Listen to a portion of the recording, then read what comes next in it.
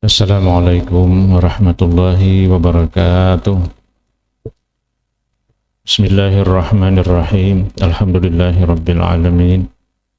Assalatu wassalamu ala rasulillah Muhammadin nabiyil amin wa ala alihi wa ashabihi ajma'in.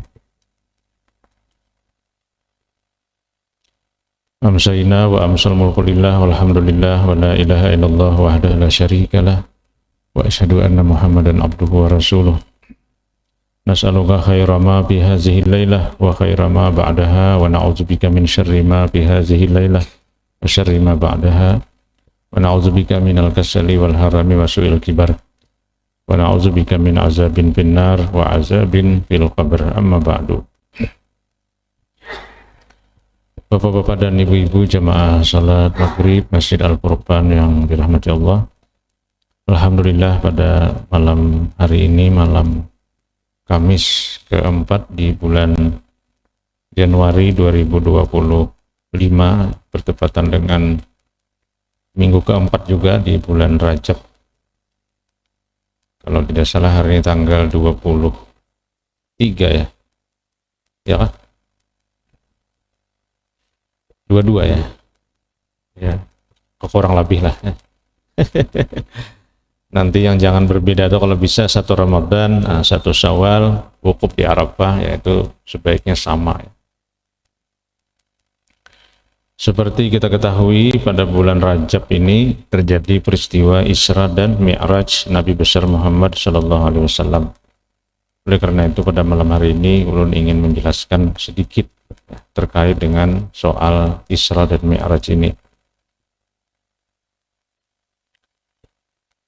Berbeda dengan Maulid Nabi, Isra Mi'raj ini dijelaskan di dalam Al-Quran. Pertama surah ke-17, surah Al-Isra, ayat 1. Yang kedua surah ke-53, surah An-Najm, ayat 1 sampai ayat 18 kalau tidak salah. Dari situ kita bisa mempelajari bahwa memang dalam sejarah hidup Nabi pada tahun 620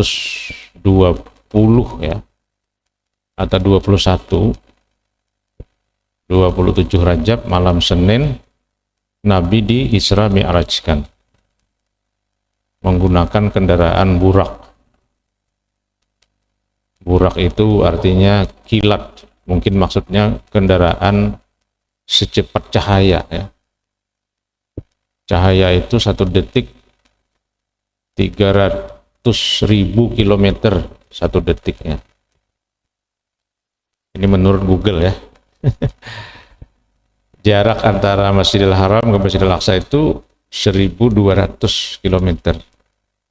Jadi perjalanan dari Masjidil Haram ke Masjidil Aqsa itu kalau kecepatan cahaya diperlukan waktu 0,25 detik. Nah, jadi setomat benar, tak kita sampai sudah.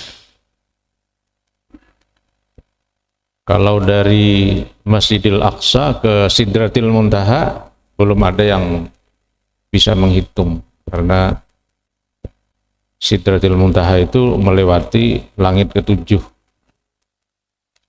Yang diukur-ukur oleh para astronom itu adalah bintang-bintang. Bintang ini jaraknya sekian tahun cahaya. Bintang-bintang itu ada di langit pertama. Dalam surah Al-Mulk dikatakan wa zayyana as-samaa'a ad-dunya bimasabiha. Kami hiasi langit terdekat itu dengan lampu-lampu. Maksudnya langit terdekat itu langit pertama. Dengan lampu-lampu itu maksudnya dengan bintang-bintang. Nah, menurut yang diakui oleh Amerika ya, manusia baru sampai ke bulan. Tapi banyak juga yang meragukan, yang mengatakan itu konspirasi saja. Karena waktu itu terjadi perlombaan antara Uni Soviet dengan Amerika terkait dengan penguasaan ruang angkasa. Nah, Amerika tidak mau kalah, dia kirim ke bulan 3 orang waktu itu. Ya, percaya atau tidak wallahu alam ya. Berapa jarak bulan itu menurut Google juga? Itu 384.000 kilometer. Jadi 384.000 lebih kilometernya itu. Menurut catatan Apollo 11, perjalanannya diperlukan 77 jam. Jadi 3 hari 5 jam. Nah, 3 hari 3 malam 5 jam terus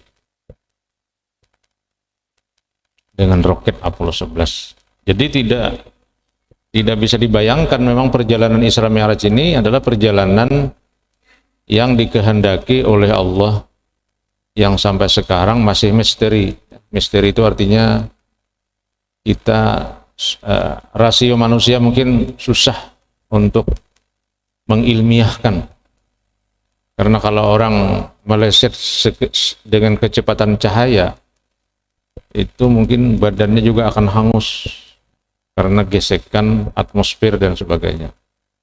Ya, tapi Tuhan melindungi Nabi ya dengan berbagai kekuasaannya, tentu saja ternyata bisa sampai ke Sidratil Muntaha, indaha jannatul ma'wa. Di sisi Sidratil Muntaha itu ada surga.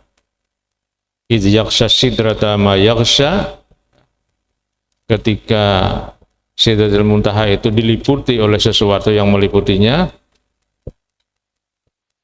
Mazaghal basar wa ma tagha laqad ra'a min ayati rabbihil kubra.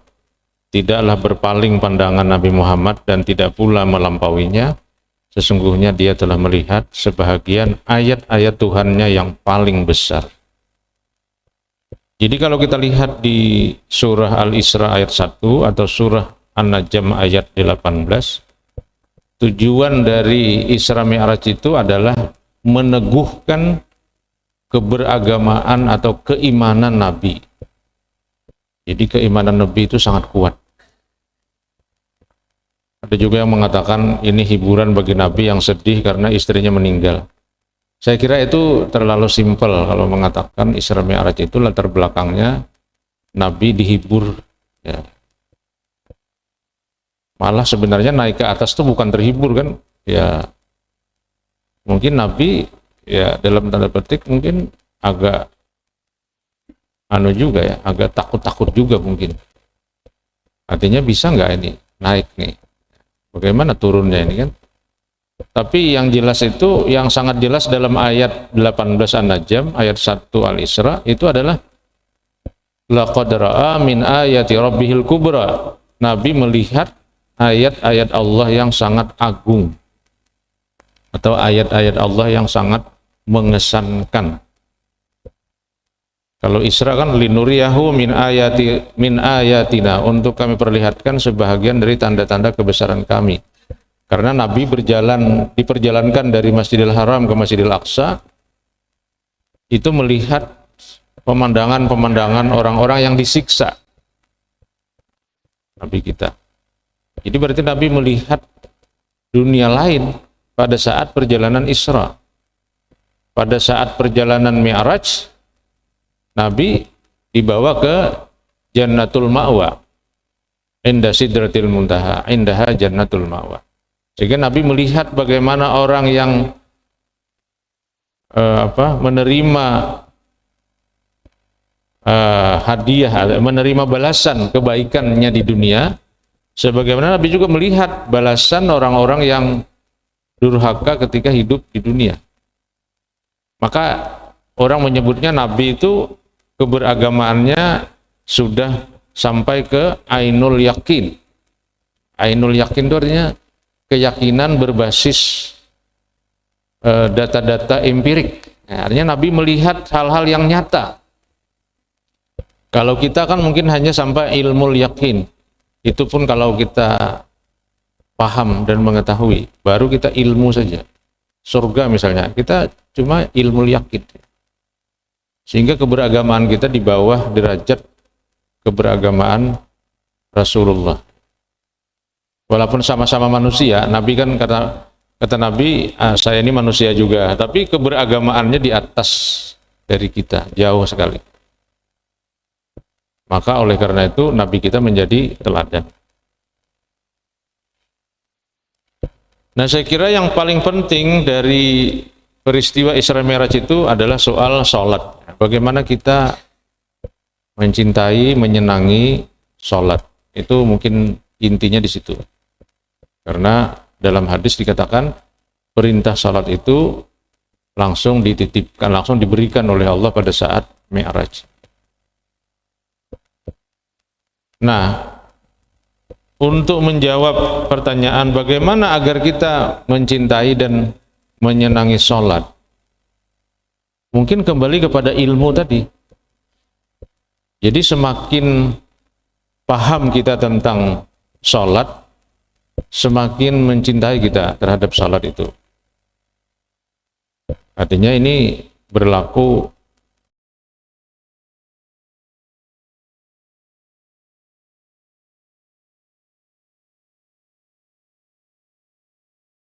mengenal, memahami. Nah, oleh karena itu ibadah sholat dengan segala macam persyaratannya itu harus dipelajari bukan hanya dalam perspektif atau dalam tinjauan ilmu fikih. Kalau fikih ini kan hukum formalnya, hukum formil, hukum materialnya. Hukum materialnya kan fikih. Jadi ibarat kita belajar hukum itu kita tidak hanya belajar tentang pasal-pasal. Pasal-pasal itu fikih. Tapi kita belajar juga pesan apa yang ada di balik pasal-pasal itu. Nah, mungkin seperti itu. Biasanya yang menjelaskan ini ya mungkin ilmunya itu ilmu tasawuf, sering orang menyebutnya. Ilmu akhlak, ilmu tasawuf. Nah, maka misalnya syarat sah salat itu ada 3. Pertama, bersih dari najis, pakaian, tempat, badan bersih dari najis, itu pertama. Yang kedua, bersih dari hadas kecil, hadas besar. Yang ketiga adalah menghadap kiblat. Nah, yang ketiga ini kalau kita pahami dengan baik, insya Allah kita mencintai sholat kita. Pertama misalnya suci dari najis. Suci dari najis ini artinya ya kebersihan. Jadi orang yang sholat itu orang yang bersih. Bersih itu kemanapun kita membawa, semua orang mencintai kebersihan. Kebersihan dari najis. Najis itu mungkin sampel dari hal-hal yang bersifat kotor. Bangkai misalnya, kita bersih dari bangkai. Ya. Kenapa? Karena bangkai itu tempat berkembang biaknya bakteri-bakteri jahat. Virus-virus, bakteri itu dari bangkai. Maka oleh karena itu bangkai wajib ditanam. Kita kan menanam bangkai ini manusia aja yang kita tanam. Sebenarnya yang lain-lain juga, misalnya tikus mati, kucing mati, ular mati, itu ditanam. Aturannya ditanam ke dalam tanah. Supaya jangan berdampak negatif kepada orang yang lalu lalang di atasnya. Di Banjar ini kadang-kadang sering tikus mati itu dibuang ke jalan. Apa itu maksudnya itu? Itu dosa, keresahan itu. Menambahi dosa itu. Supaya jadi pahala, nanti dicangkul tanahnya, dimasukkan ke dalam tanah. Termasuk ya apapun yang mati itu kita tanam. Jadi menjadi penyubur tanah lagi kan. Kalau di atas menjadi sumber penyakit. Termasuk juga sampah-sampah. Tidak boleh kita buang sembarangan. Sampah itu sebenarnya adalah juga najis sebenarnya. Secara majasi kan. Karena kotor kan. Sampah itu kan misalnya sisa-sisa makanan. Itu cepat akan memanggil atau menyebabkan terjadinya sarang bakteri. Maka dia harus kita amankan. Jadi memilah-milih sampah organik, anorganik, ya itu sebenarnya pekerjaan yang dikehendaki oleh agama melalui simbolisasi bersih sebagai persyaratan untuk sholat. Jadi maksudnya orang yang memahami tentang bersih dari najis sebagai syarat sah salat, itu bukan hanya soal najis, tapi soal sampah, soal lingkungan, soal sungai, masuk di situ. Itu maksudnya salat daim. Ya, kan ada istilah salat daim. Salat daim itu aja membawa nilai-nilai salat di dalam kehidupan di luar salat. Pertama adalah kehidupan bersih. Ya, soal kebersihan ini mungkin masih menyisakan banyak PR ya kita, terutama soal sampah. Sungai misalnya, ya kita masih belum mampu bagaimana memelihara sungai dengan baik.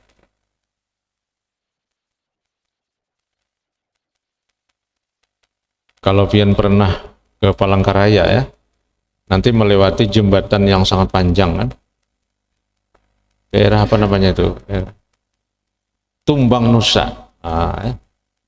Wah, itu kalau kita singgah di pinggir jalan jembatan panjang itu kan ada beberapa tempat yang disiapkan, dilebari sedikit ya. Waduh, itu soal sampahnya luar biasa, banyak sekali sampahnya. Rasa kedepurun melihat ke bawah kita, sampah aja, sampah plastik macam-macam. Itu pasti dibuang oleh orang yang lewat itu. Jadi kita memang belum membawa nilai bersih dari najis itu ke dalam kehidupan nyata, belum. Di Jamarat juga, di Jamarat di Mekah sana. Tahu bahwa inilah ulun naik haji 2011. 2011 tuh saya lihat, waduh, apa ini kok banyak sekali sampah. Di ini juga di Arab, di Mina ya, di Mina kan 3 hari atau 4 hari kita di sana, banyak sekali juga sampah. Sampah berhamburan maksudnya, wadahnya kada muat lagi sebenarnya. Mungkin wadahnya kada muat lagi, akhirnya terhambur. Jadi di sini jadi persoalan. Sekarang ini kan negara yang mampu mengelola sampah itu secara baik Singapura. Nah, kalau pian baca bagaimana Singapura mengelola sampah. Seluruh sampah, karena memang penduduknya ada banyak ya. Seluruh sampah yang ada di Singapura itu dibawa ke suatu pengolahan sampah, recycle sampah. Jadi seluruh sampah itu apapun nama sampahnya gitu masuk situ. Mungkin tahi kucing masuk juga situ. Dibakar dengan apa namanya derajat panas yang sangat tinggi. Lalu dia menjadi satuan-satuan yang bisa dicetak, menjadi sesuatu yang lumat dan bisa dicetak. Dan itu kemudian dijadikan batako untuk beberapa tempat umum di Singapura. Nah, kita mungkin belum ya, kita belum mampu ini mengelola ini. Kita sampah kita masih berhamburan ya. Setelah masuk ke tempat pengumpulan sampah, itu masih ada lagi yang mengurai, pemulung-pemulung. Mungkin di Singapura tidak ada pemulung, mungkin langsung. Jadi semua sampah itu dibakar sehingga dicetak lagi menjadi batako. Ada juga yang dicetak menjadi aspal katanya, bahan aspal juga bisa. Nah, siapa tahu di sini kan ada yang bekerja di dinas kebersihan. Mungkin itu menjadi PR kita. Nah, yang kedua adalah bersih dari hadas. Nah, hadas ini kan, hadas itu dari kata hadasa. Hadasa itu artinya kejadian, peristiwa. Jadi seluruh hidup kita ini kan hadas sebenarnya. Misalnya tadi siang kita kemana aja, itu hadas sebenarnya. Hadasa, sesuatu yang terjadi pada diri kita sebagai makhluk pribadi atau makhluk sosial. Itu hadas namanya.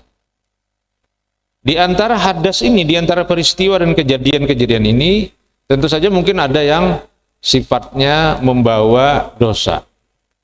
Sebagai manusia kan wajar lah. Nah, lalu kemudian hadas ini diangkat, dihilangkan. Jadi orang berudu itu sebenarnya, atau orang mandi janabat ya, menghilangkan hadas, itu seperti orang yang meninggalkan kehidupan duniawi sebenarnya. Nah, makanya kan kenapa kok mau tidur berudu? Kan pacang batal juga. Nah, mau tidur berudu itu maksudnya karena sebelum tidur itu kita mengerjakan macam-macam. Itu hadas namanya, hadasa. Lalu ketika kita berudu, maka seolah-olah kita meninggalkan kegiatan-kegiatan duniawi, ingin masuk ke dalam aktivitas yang lebih spiritual, yang lebih ukhrawi. Walaupun akhirnya setelah itu kan batal juga, karena tersentuh dengan istri, ya, karena tidur juga adalah pembatal wudu. Tapi artinya kita sudah memotong peristiwa-peristiwa yang kita lakukan sebelum berudu. Kalau kita lihat, itu adalah pekerjaan yang memiliki makna penghapusan dosa. Kumur-kumur, masukkan air ke hidung, kemudian membasuh muka, tangan, menyapu kepala, membasuh kaki. Itu semuanya adalah simbolik dari pertobatan dari berbagai kesalahan.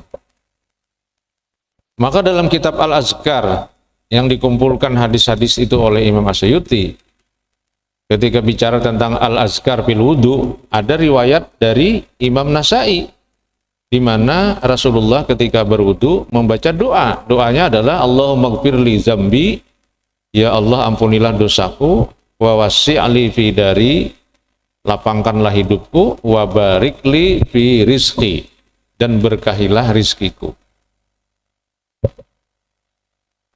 Nah, jadi kalau demikian berudu, ini belum salat lagi nih, berudu kan? Berudu itu sudah sebuah ibadah yang sangat hebat, yang sangat mulia. Karena dia membawa kita untuk meninggalkan hadas. Hadas itu kita lewati. Makanya kan hadis. Hadis itu juga satu akar kata dengan hadas. Hadis itu artinya peristiwa yang terjadi pada Nabi. Nanti di antara peristiwa itu ada yang jadi sunnah. Nah, jadi sunnah dan hadis itu dalam kajian ilmu hadis beda. Ada ibu-ibu bertakun, Pak Hajar, bujurkah poligami itu sunnah? Kadang lo jalan. Sunnah gitu. Jalan siapa kira nang bertakun nih? Abahnya bertakun ya. Sunnah. Takun akan malah ustad ya. Poligami itu sunnah kan? Bukan Jerolon. Poligami itu hadis. Nah, beda kan? Coba kita takunakan lawan ahli hadis ya. Kalau Nabi makan korma itu sunnah atau hadis? Itu hadis. Kalau sunnahnya itu Nabi jangan lambat berbuka kalau sudah sampai. Tapi berbuka apakah lawan kolak bercampur durian? Bisa, sekarang ini kan kolak campur durian sekarang. Durian murah nih. Iya, kalau mau pakai kurma bagus juga. Tapi apakah pakai kolak durian makruh? Adalah ya. Karena itu bukan sunnah tapi hadis. Sama dengan poligami itu hadis. Kalau sunnah itu ya berlaku adil kepada istri, berbuat baik kepada keluarga, itu sunnah. Nah ini bagus aja jawaban pian nih Jar. Bagus Jar. Rupanya kita kau nang laki sudah. Kita ini mengikuti sunnah kau namanya Jar, apakah ada kah? Bahaya ini. Itu silahkan diperdalam nanti soal sunnah berbeda dengan hadis. Tapi maksud dulu hadis itu sama dengan hadasa. Hadis itu peristiwa, kejadian. Kalau kejadiannya itu perbuatan, namanya kan hadis fi'li. Kalau perkataan qauli. Kalau persetujuan takriri. Ya. Kalau cita-cita hammi. Sehingga hadis itu dibedakan qauli, fi'li, takriri, hammi. Nah, jadi seperti itu makna hadas itu. Maka nanti ada hadas kecil, ada hadas besar. Hadas kecil tadi ya peristiwa-peristiwa, kejadian-kejadian yang kita lakukan, yang kita jalani dalam hidup ini, itu hadas. Lalu kita potong, kita cut, kita pindah. Namanya raf'al hadas, menghilangkan hadas, yaitu melalui wudu. Apalagi tadi kita baca doa, Allahumma ghfirli zambi wa wasi'li fi dari wa barik li fi rizqi. Itu terasa wudu itu memang sebagai sebuah amalan yang menyegarkan, menyehatkan, menyegarkan hati kita, menyehatkan batin kita. Sehingga jadi bukan hanya soal hidroterapi. Hidroterapi itu terapi banyu. Ada juga padahal wudu itu obat ya. Bahkan di kampung itu ada doktrin air sisa berwudu itu adalah obat segala penyakit. Maka di kampung itu air bekas wudu itu ditanai lagi kan, tidak pakai keran di kampung, berwudunya pakai kolam. Jadi basuhan muka itu kembali lagi ke kolam. Karena terjamur, berlumut kan kolamnya. Lalu dikurungi lawan iwak gurami. Nah, iwak gurami enggak lawan sapu-sapu kan membersih. Ya itu karena doktrin di kampung. Maka di kampung kalau ada orang pindah nakal benar, itu diminumi banyu ulam. Ujar ulur, ini macam-macam aja orang kampung nih. Karena ternyata ada aja yang mengajarkan ya, fadlul wudu'i al wadu'u sifaun min kulli da'in. Wadu itu air bekas berwudu. Air bekas berwudu adalah obat segala penyakit. Jadi sakit apa aja itu obatnya. Itu di kampung ya, karena kan ada dokter mungkin ya. Dokter kan ada, mantri kan ada kan. Yang ada banyak ulam bang dah. Minum makan. Nah, padahal mungkin dari segi kebersihannya itu ya. Jadi batis dicelup ke dalam kolam juga. Nah. Maka ada juga ajaran fikihnya. Kalau dicelup itu kan kalau 3 kali menculup kang ngalihan kalau 3 kali. Jadi supaya sekali dihitung 3, dicelup lalu digoyang. Nah, jadi digoyang batisnya bergelombang kolam tadi. Bukahan iwak gurami tadi. Ya. Di kampung itu kan ada gurami katanya iwak kaloi katanya. Kaloi. Ganal iwaknya kayak sapat siap untuk ganal. Nah, jadi Bapak Ibu sekalian, hadas kecil, lalu ada hadas besar. Kalau kita perhatikan, hadas besar ini kan terkait dengan soal-soal kelamin. Hah? Misalnya hubungan suami istri, satu kan, penyebabnya kan. Yang kedua haid. Haid ini kan juga soal kelamin perempuan dan rahim perempuan. Kemudian yang ketiga wiladah. Wiladah melahirkan. Ini 3 yang menjadi munculnya hadas besar. Lalu mandi kan. Nah, ini seakan-akan diajarkan bahwa ya, alat kelamin. Nah, ini sebenarnya terkait dengan soal seks, ya, pendidikan seks sebenarnya. Alat kelamin itu kalau tidak dipelihara dengan baik, maka dia bisa menimbulkan dampak dosa yang besar.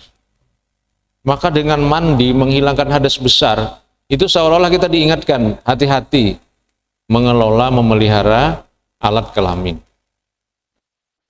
Seolah-olah seperti itu. Sehingga muncul namanya hadas besar. Besar.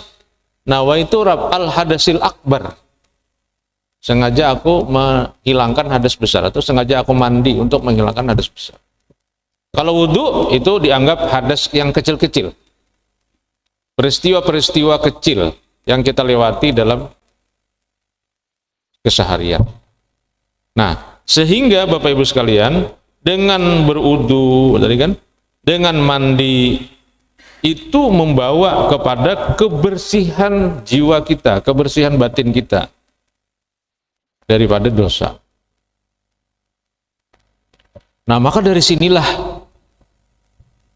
kita bisa memahami pendapat. Ini pendapat ulama, Bapak Ibu ya, bukan hadis ini, pendapat ulama. Ulama ini kan karena ulama itu kan artinya orang yang mengerti, Orang yang mengerti kan dia bisa berpendapat. Dari sinilah kita bisa memahami pendapat dari Imam Al-Ghazali misalnya. Imam Al-Ghazali ini seorang ulama yang mendalami falsafat, mendalami fikih, dan mendalami tasawuf. Jadi Al-Ghazali ini banyak bukunya, kitabnya banyak. Salah satu kitabnya itu adalah Ihya Ulumuddin. Nah, di dalam Ihya itu dia berpendapat bahwa taharah itu ada 4 macam. Ini Imam Al-Ghazali ini. Yang pertama kata beliau adalah taharah dari najis. Ya tadi, membersihkan diri dari najis, diri istinja kan, kemudian tempat sholat, pakaian bersih. Yang kedua, kebersihan atau taharah dari hadas. Ya tadi, hadas kecil, hadas besar. Yang ketiga, kebersihan diri dari dosa. Ketiga ini. Yang keempat, yang keempat ini tinggi banget nih, membersihkan hati dari tujuan hidup selain Allah. Taharatul qalbi amma siwallah.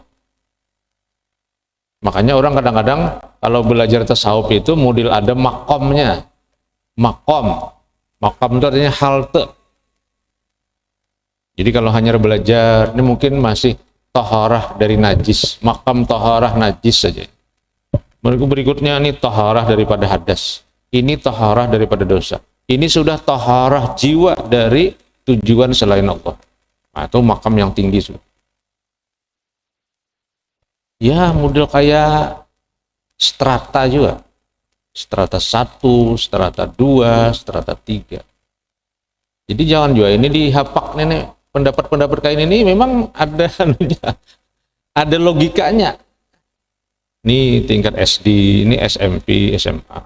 Ini S1, S2, S3.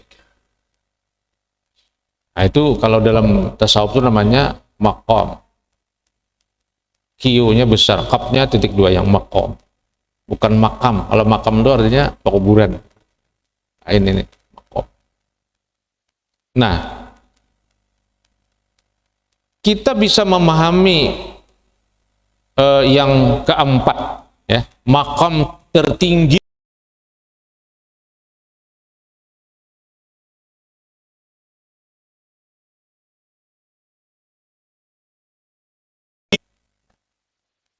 setelah kita memahami syarat salat yang ketiga. Nah, syarat salat yang ketiga ini adalah menghadap kiblat. Apa itu menghadap kiblat? Apakah Tuhan itu di Baitullah? Bukan. Menghadap kiblat ini simbolik juga. Artinya suatu pekerjaan yang harus kita pahami isinya. Simbolik itu kan isinya yang kita pakai. Apa maksudnya menghadap kiblat ini? Nah, itu tadi yang keempat tadi yang taharatul qalbi amma siballah. Jadi menghadap kiblat itu adalah simbol dari kesamaan tujuan dalam hidup ini, kesamaan tujuan dalam hidup ini. Apa tujuannya? Yaitu mencari pahala atau mencari karunia Allah dan mengharapkan ridha Allah. Ya bataguna fadlam minallahi wa ridwana dalam bahasa Al-Qur'an. Atau wa idza qudiyatis sholatu fantashiru fil ardi wabtagu min fadlillah. Jadi mencari sesuatu yang disediakan Allah. Mungkin kita mencari pahala, boleh, karena Tuhan memang menjanjikan pahala, ya boleh. Ada juga orang yang tidak mencari pahala, mencari ridha Allah saja. Istilahnya tuh, biar kada pahala, kada apa, yang penting Allah ridha, boleh juga, ada juga yang seperti itu. Untuk apa sholat? Untuk mendapat pahala. Oh, itu belum, itu masih rendah tuh makamnya. Untuk apa salat? Untuk mendapatkan ridha Allah. Ah, itu tinggi makamnya. Tapi sama aja, fadlan minallah itu ya, fadlan itu artinya kan sesuatu yang diberikan oleh Allah. Ya pahala. Jadi beribadah untuk mendapatkan pahala boleh, membantu orang untuk mendapatkan pahala boleh. Yang tidak boleh itu kan memberikan pelayanan untuk mengharapkan balasan dari orang yang dilayani. Itu tidak boleh. Kalau di dalam tasawuf itu termasuk gagal. Kita ngasih makan kucing untuk mengharapkan agar kucing jangan lagi jadi pencolong. Nah, itu kada berpahala. Tapi kalau kita kasih makan kucing dengan harapan memohon ridha pahala dari Allah karena ini makhluk Allah juga, nah itu jadi pahala. Itu yang tadi dipahami oleh Al-Ghazali, taharatul qalbi amma siwallah. Hatinya bersih dari tujuan selain Allah. Wah, ini berat ini. Pagi-pagi kita berangkat kerja, yang terbayang dalam diri kita, dalam hati kita apa? Nah, kalau yang terbayang dalam hati kita itu kita ingin mendapatkan sesuatu dari sesama manusia, nah itu belum lagi. Tapi kalau yang terbayang dalam hati kita ketika kita berangkat pagi, itu adalah mengharapkan pahala dan ridha dari Allah, nah itu ya. Dan itu simbolnya adalah menghadap kiblat. Makanya ketika kita diberi kemampuan secara finansial, keuangan, dan fisik kita sehat, kita diwajibkan untuk sampai ke Baitullah. Jadi bukan hanya menghadap, tapi sampai ke Baitullah. Melihat kita terhadap Baitullah itu, bahkan mengecup Hajarul Aswadnya kalau mungkin. Atau berdoa di multazamnya. Nah, jadi kenapa seperti itu? Apakah Allah itu di Baitullah? Bukan. Itu hanya semata-mata simbol dari kesamaan tujuan hidup. Ujar orang wah ini visinya sama. Ya bataguna fadlam minallahi wa ridwana. Mencari atau mengharap karunia Allah dan keridhaan Allah. Dalam surah Al-Bayyinah dikatakan orang beriman itu masuk surga. Kenapa? Radhiyallahu anhum wa radu'an. Allah ridha kepada mereka. Karena waktu di dunia mereka senang atau mencari ridha Allah juga. Di dunia mencari ridha Allah, di akhirat Allah ridha, masuk surga. Nah, jadi kalau tiga hal ini kita kita pahami dengan baik, ya insya Allah kira-kira senang kita, senang berwudu, senang sholat, senang ke masjid. Ya. Ini belum lagi kita sholat, baru kita membahas 3 persyaratan sholat yang kita pahami makna kandungan di dalamnya. Mana jam kita? Belum lah. Berapa lagi? Oh, 3 menit lagi. Nah, sedikit lagi. Nah, lalu kita sholat. Nah, sholat kan? Kita harus paham juga, sebelum kita sholat kita harus paham juga bahwa sholat itu kan dari kata silah. Silah itu katanya menyambung artinya. Makanya ada silaturahim. Silaturahim menyambung kasih sayang. Jadi sholat itu artinya menyambung kita dengan Tuhan. Kenapa bisa tersambung? Ini orang tasawuf juga yang bisa menjelaskan. Karena di dalam diri setiap manusia ada unsur ketuhanan. Di samping ada unsur kemanusiaan. Dalam ilmu tasawuf disebut dengan unsur lahud. Lahud dari kata ilah, lahud Tuhan. Ada unsur nasud, nasud dari nas, manusia.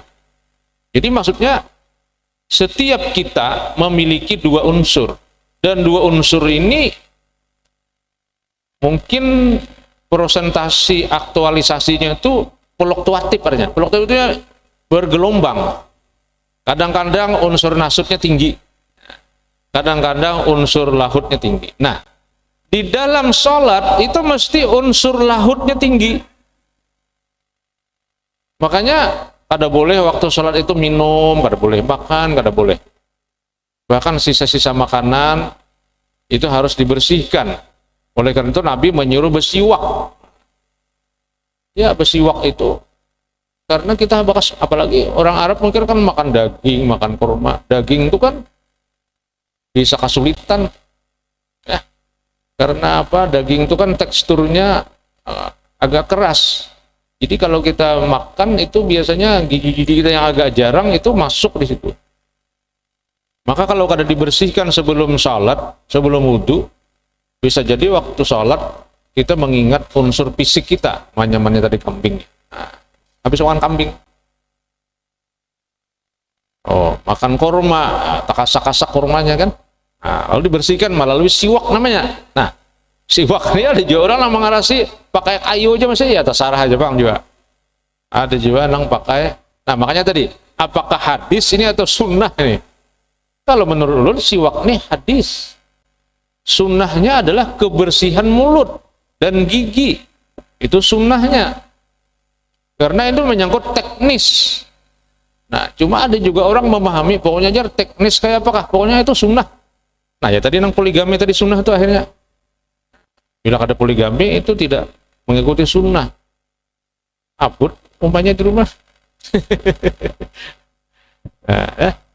Nah, jadi bagaimana kita mengaktualkan unsur lahud itu? Ya, kita memang meng-off-kan semua hal yang terkait dengan nasut. Di-off-kan, kawal mau off-kan bisa.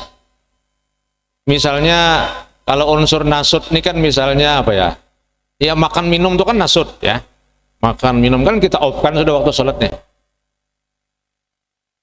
Apalagi misalnya makan, minum, kesenangan-kesenangan duniawi kita tutup ya. Yang tersisa apa? Unsur nasut kita. Pikiran jelek. Pikiran-pikiran jelek. Pikiran-pikiran mendendam. Pikiran-pikiran marah. Pikiran-pikiran tidak sabar. Itu aja lagi yang kita kelola dalam sholat itu. Karena yang lain sudah off. Makan off. Minum off sudah. Perjalanan off sudah. Karena waktu sholat kita kada kawa apa-apa kan. Gerakannya terbatas. Yang mungkin tidak dapat kita kelola dengan baik unsur kemanusiaan kita adalah pikiran-pikiran dan nafsu-nafsu, keinginan-keinginan yang tidak baik. Karena sedikit aja gitu. Kalau itu sudah bisa kita kelola, maka unsur lahutnya muncul. Rasa tenang berdialog dengan Tuhan, menghayati Tuhan yang Maha Pengasih Tuhan. Maka bacaan-bacaan yang kita baca, kemudian kita pahami maksudnya, itu terasa sekali. Bismillahirrahmanirrahim. Kita merasa dekat dengan Tuhan. Bismillahirrahmanirrahim. Alhamdulillah. Ketika kita ruku, subhana rabbiyal azim atau subhanaka rabbana wa bihamdika Allahumma ighfir. Itu terasa enak sekali. Karena pikiran-pikiran yang tidak baik juga kita off-kan.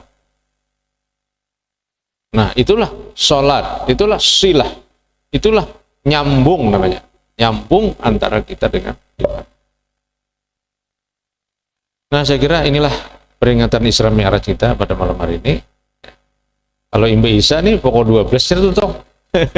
Kalau Imba Maghrib nih pas Isya tuntong. Nah, itu nyamannya Imba Maghrib nih. Hadanallahu wa yakum ajma'in. Subhanaka rabbana wa bihamdika asyhadu an la ilaha illa anta astaghfiruka wa atubu ilaik. Assalamualaikum warahmatullahi wabarakatuh.